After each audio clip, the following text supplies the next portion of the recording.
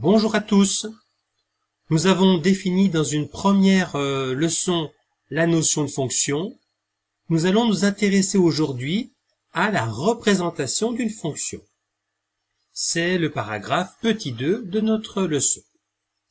Alors, pour visualiser une fonction, en fait, nous avons deux cadres principaux.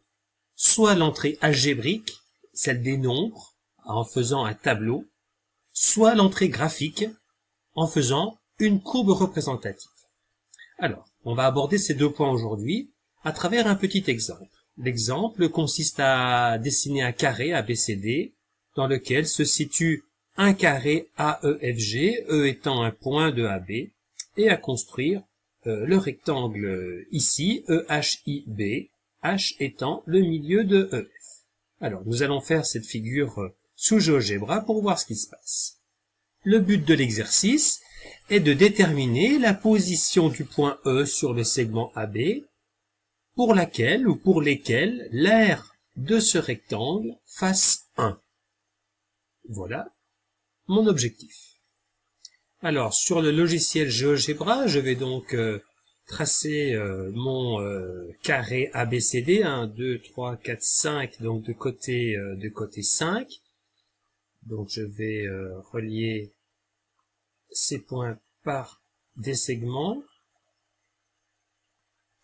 Voilà, donc je prends un point E, alors il est sur ce segment. Voilà, vous observez que le point E est lié au segment, hein. Je peux pas le sortir du segment. Donc à partir de ce point E, eh bien je vais faire mon carré, donc c'est un polygone régulier à 4 côtés. Voilà, on me demande, voilà mon carré. AEFG, je vais considérer le milieu. Voilà, du segment EF, le milieu s'appelle H. Il faut que je construise ici mon rectangle. Donc il va falloir une perpendiculaire à cette droite passant par H. Et ici on va nommer donc l'intersection de ces deux droites. Voilà, par le point I. Alors on peut peut-être dessiner notre polygone, qui est un rectangle. Voilà. Et on peut enlever la droite. Et on visualise l'évolution de ces deux figures selon la position de E. Alors il me reste à afficher l'aire. L'aire de ce rectangle.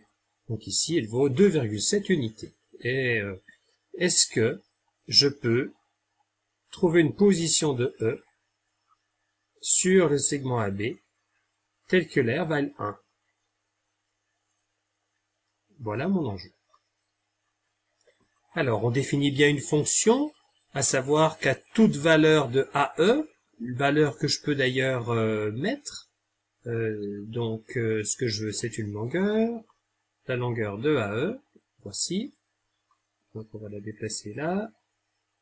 Donc à toute valeur de AE correspond une aire. Voilà. Et donc la première chose, c'est qu'on peut mettre dans un tableau, donc on a bien une fonction, hein, à tout nombre AE, j'associe l'aire de ce rectangle. Donc à ce nombre-là, 1,56, j'associe l'aire du rectangle, ici 2,68. On peut mettre cette relation dans un tableau.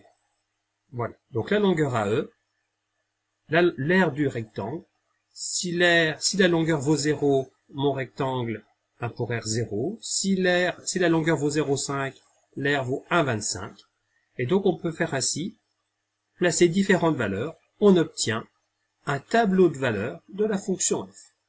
Voilà une première façon de se représenter la fonction. Alors, des petites remarques, je vous conseille de mettre les valeurs de x par ordre croissant, c'est-à-dire du plus petit au plus grand. Ça facilite la visualisation de la fonction. Et cette visualisation, j'attire votre attention sur le fait qu'elle est partielle. Que se passe-t-il entre 0 et 0,5 ? Hein, le tableau de valeurs ne donne qu'une partie des informations de la fonction f.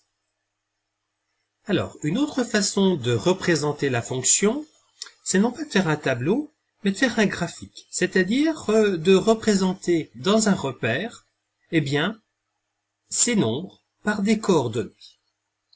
Donc, on peut visualiser une fonction f en plaçant dans un repère les points de coordonnées x, f de x. Ici, l'abscisse, ça sera AE, et l'ordonnée, l'aire. Alors, voyons ce que ça donne sous GeoGebra. Je vais ainsi considérer un point d'abscisse AE et d'ordonnée l'aire du rectangle. Alors, rappelons ce point M. Donc, l'abscisse, c'est AE, et l'ordonnée, c'est l'aire du quadrilatère qui s'appelle ici poly 2.